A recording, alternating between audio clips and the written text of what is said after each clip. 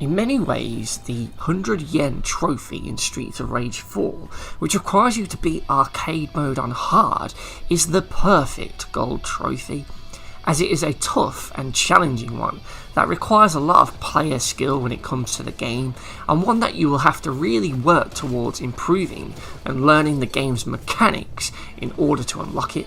And when you finally do unlock it, you will feel EA levels of pride and accomplishment, as you would have pretty much become a Streets of Rage 4 god by then.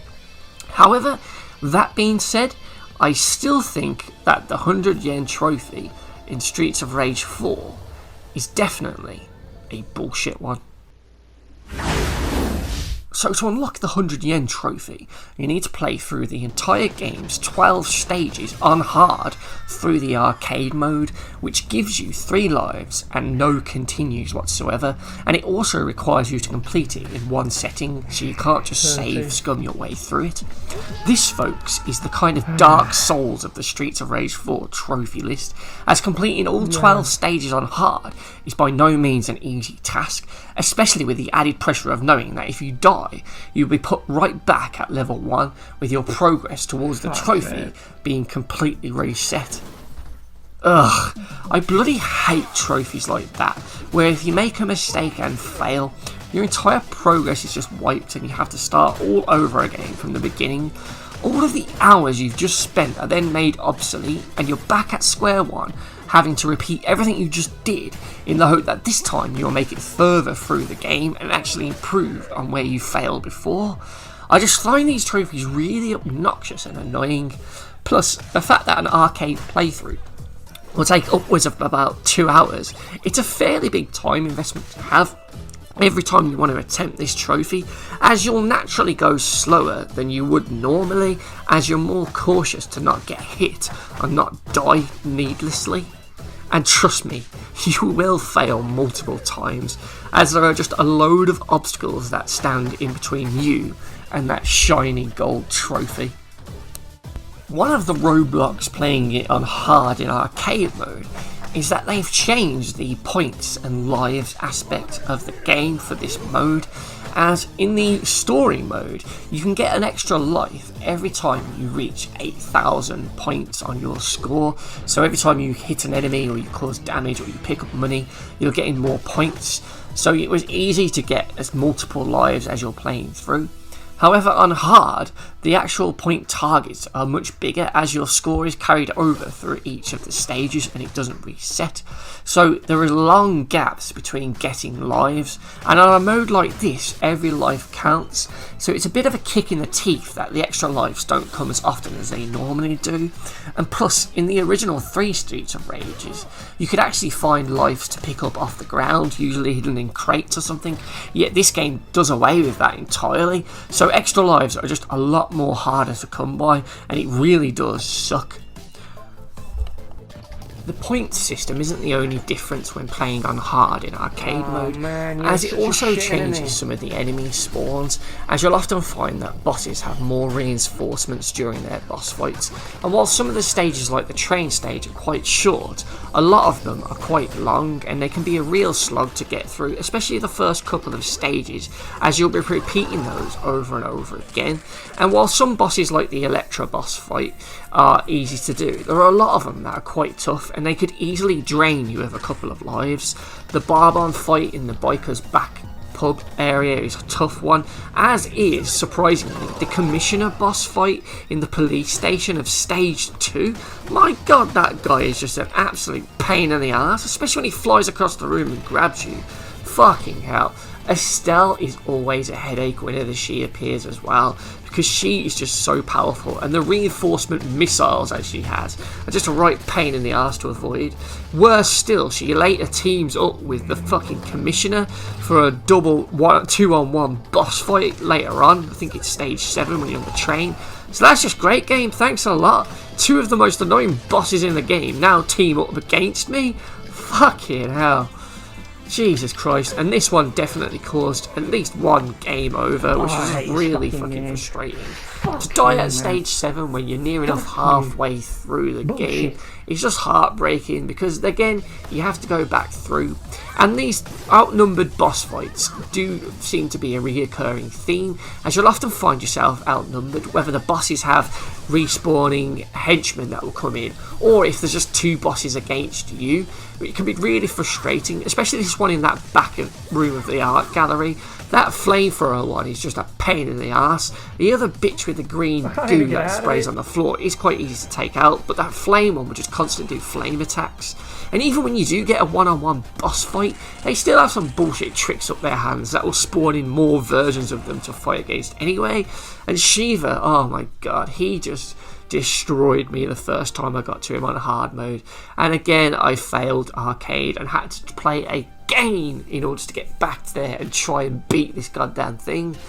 But worse than that, worse than any other boss in the game for me, one that I failed at the absolute most was the boss at the end of stage 9, when you go up that annoying lift section, which will probably drain you of a couple of lives anyway. But when you get to the top, you have to fight Max from Streets of Rage 2, who's been mind controlled by the Mr. X's kids, and my god, he is just the most bullshit thing ever. He will just completely fucking dominate you, and he doesn't stop until you're fucking dead. He has no mercy whatsoever, and when he grabs you, it can be really awkward to get out of the grab. I think you have to press either the jump and punch buttons as well as the direction button in order to quickly get out of his grab before he slams you to the ground, and if you don't do that in time, you will lose a big chunk of your health.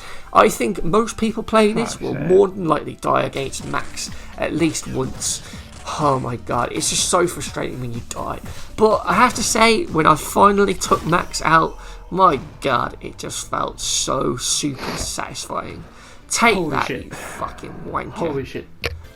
So if it's not the bosses that cause you trouble, it could be some of the normal enemies throughout some of the stages, whether they just get a cheap hit on you to just chip away at your health and ruin the combo so you lose points, or whether it's those fucking annoying taser enemies that just fly across the screen to grab you, tase you and slam you into the ground. They can be really fucking annoying. Or what about that bit in the bar when you just all hell breaks loose and there's just a massive fight breaking out and you get all those annoying biker chicks that just again slide across the room, and a lot of these enemies will just have big invincibility frames and have armor as well, which can be really annoying. So when you try and hit them, it just does nothing. And with these biker chicks, they can send you flying across the screen, and if you hit the edge of the screen, you'll bounce and take more damage. And those fucking karate ones, Jesus Christ, they are a pain in the backside. It's best to just try and throw them, but even then they can just fuck you over. Then you get those punk girls who just jump and kick you. They can be really annoying, especially if you have a character that can't do a longer reaching jump kick like Adam to take them out. If you have a character like that, you can easily neutralise them, but the chicks just appear again and again throughout the game, and they're just always frustrating whenever you see them, especially when they appear in levels that have bottomless pits that if you fall down into or get knocked into, you'll lose even more of your fucking health, and worse still, you'll probably end up losing a life to this.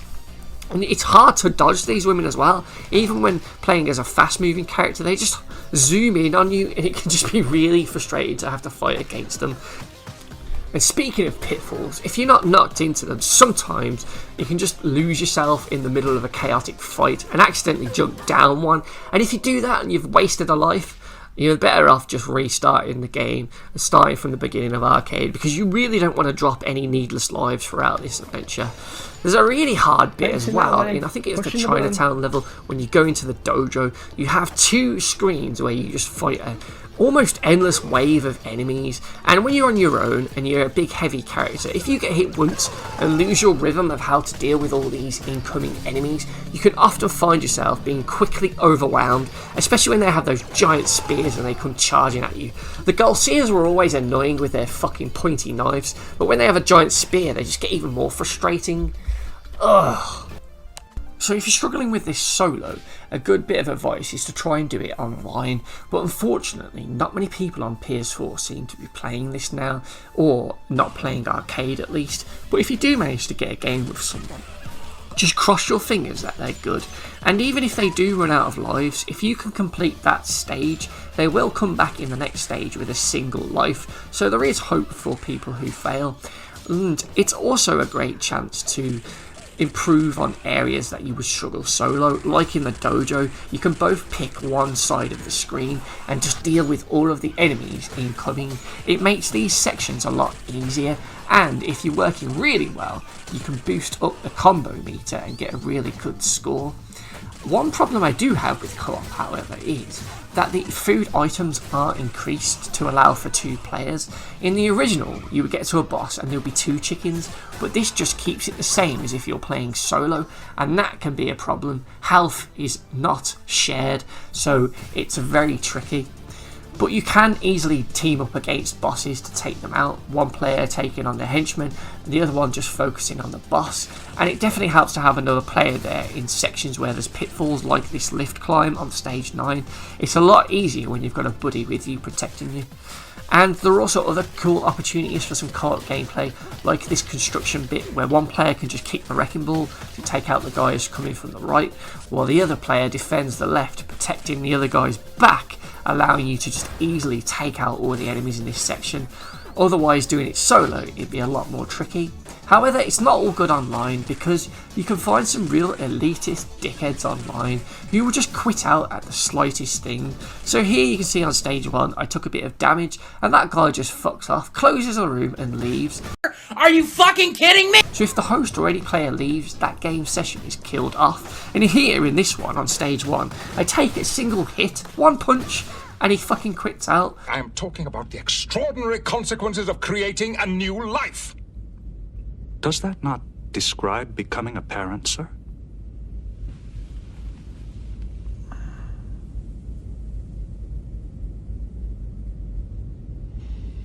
Oh god, sorry I'm not Mr. fucking Perfect, legendary Bogart. Fuck me, I got hit. Oh my god, how dare I?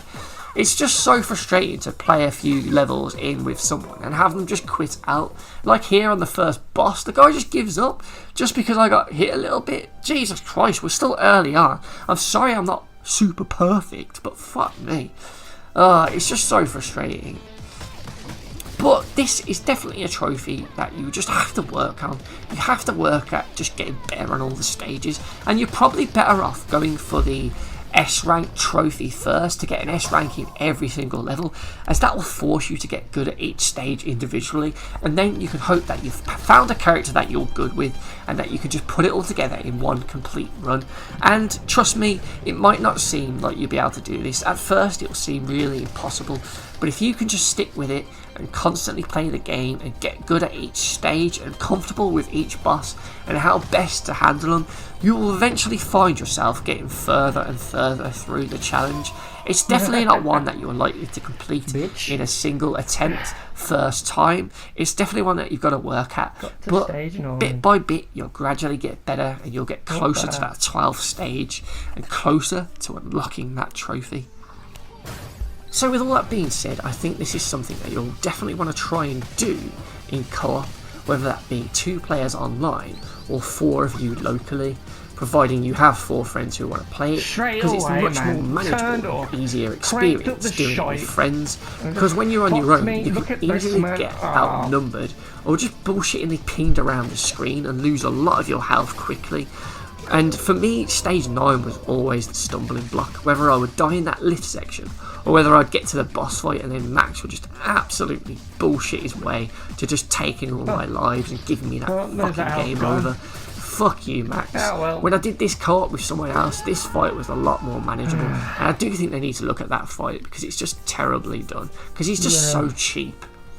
And that's something that happens with Streets of Rage. There are a lot of more cheap things in this game. As I mentioned, some enemies will have armour, invincibility frames, and they just bullshittingly one-hit twat you, and it can be really frustrating. But once you get past stage 9, there's not as many bullshit things that are ahead of you. There is an annoying DJ fight, mainly because of those Y signals that just throw you around when you're trying to reach the boss to do some damage. But if you can get past him, the rest of the sections aren't that bad. The airplane stage has a boss fight against one of Mr. X's kids who has the gun, and he's a bit of a ball ache to get, especially if you're playing as Floyd, who's a lot slower to move. It can be a right pain to actually get to him, to actually hit him, because he just jumps all over the place. He's like riding, cartwheeling everywhere. Absolute fucking cunt. And I think this trophy definitely depends on two things. Playing it in co-op will give you a bigger chance of survival, but it also is heavily dependent on your skill and the character you're using. You definitely want to use a character that you're really comfortable with. Maybe you've used this character to get all the S ranks with, or maybe you're just more used to these characters' moves. You definitely need to pick the right character, and I went for Floyd thinking that one who does the most damage is probably the best one to use, but he was really slow, and at times it was a bit awkward. He does have that triangle special move that can give me some invincibility, but again, it's very much up to you to pick the right character. One of the other problems with some of the stages is when you start out with majority of green health. Now, green health is health that you have, but if you get hit, you will lose it all. But you have a chance to get it back if you can do damage to enemies, as it will slowly fill up. And there's a few stages, like on stage 12, where you start off with almost no full proper health, and if you just get hit once here and you lose all that health, you've really put yourself in an absolute shit situation. And when you've got the added pressure of knowing that you've spent the last 2 hours or so on this to get to this point, it's a really dick move by the game to have that in there, because that is the choice between life or death if you get hit there, because that can easily cost you that entire life, because you've got to get quite a way through it with a lot of enemies to fight before you can get a chicken. And it's just really annoying that they put that in there. It's just really frustrating. This game in general does feel a lot more bullshit and cheap compared to the original Streets of Rages, for a lot of the reasons I've said, whether it be the enemies, the stage length, the lack of lives, or just the fact that you have to do this in one go without getting a game over and you can't even save it. It just all adds up to make this a really annoying and awkward experience to try and go for. And the fact that when you do it in solo, it's still even more bullshit than before. So definitely try and do this in co-op, otherwise you're just going to have an even more harder time when you're going for this. I just feel that this trophy is just a ridiculously tough one to get, as completing this on hard in one setting, not making any real big mistakes, is a real tough challenge, because you can easily die in sections of this game. And they've actually patched this game a few times now, and it actually got patched while I was doing this run, and it's actually harder now in some places. Like on stage 12, originally there was a big wrecking ball to help you easily take out all these big bends, but now in the latest patch they've removed the wrecking ball, and you have to fight even more big bends, and it's just a real tough section, and you've probably not got many lives left at this point, and it can easily take off at least one of your lives to get through this, even though there's a chicken there. And that's just real bullshit, especially when you've come that far. To fail there is just absolute bollocks. Well, they need to change that. Just put it back with the ball. So the last couple of boss fights aren't that bad, at least in the version I was playing, but the latest patch has made Miss Y a bit more of a tougher fight. She's still kind of easy, especially considering her placement in the game, but the final boss fight I think is a bit harder, initially anyway, because you have to fight the two characters more before they actually get into the mechs. So in my version that I played, you can easily just wail on Mr. Y and take off about a quarter of his health, and then he will jump into the mech, and then it's just a case of hitting the legs that are on the stage to destroy the mech and cause him to fall off. But now you have to fight them both on the ground for a lot longer before one of them gets into the mech. Oh my god, he's been brilliant. And the all the way mech through. is weaker, but the two characters are stronger themselves individually. So it's I don't know whether it's a tougher fight or not, but it just felt like it was. And at this point in the game, you know you're right at the end, so the pressure is on and you'll probably end up making more mistakes here. I think if it was on normal mode instead and not hard, it would have been a more enjoyable trophy to get. But because it's on hard with all of those bullshit bits that I've mentioned, and a few more, I just feel like it's a more frustrating, annoying and nerve-wracking trophy to try and go for. And I haven't really felt that way since Vanquish and the Tactical Challenge trophy, because my god, that was annoying. And while this doesn't compare in terms of actual challenge and difficulty, it's still pretty nerve-wracking to try and go for it. But when you do, you will feel that EA level of pride and accomplishment, because it's a pretty cool trophy to have in your collection, because it does require a lot of skill. or a very skilled online player who helps you get it, like I kind of got. So, for that reason, the 100 yen trophy in Streets of Rage 4 gets a bullshit trophy rating of... Bullshit. Bullshit. Bullshit. Bullshit! You said so bullshit! Oh shit! Shit! Shit! Shit!